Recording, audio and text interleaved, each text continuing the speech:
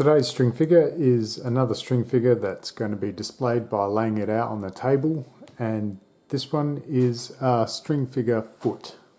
So this string figure is only going to need a small loop of string, and I want to start off by placing it across my palms and then picking up the palm string with my left pointer finger from above.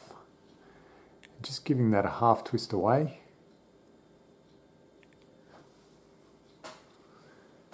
So it should look like that.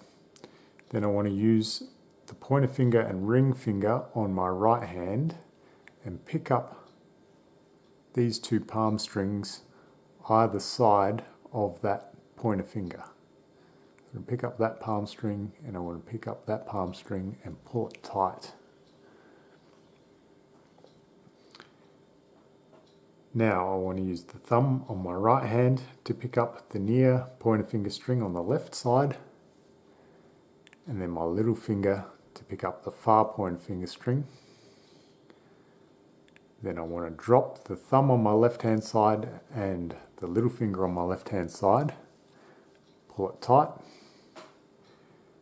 and now I just want to drop my left hand side. I want to take this lower thumb loop, put it to the palm side, and then the lower loop on my little finger and put that to the palm side,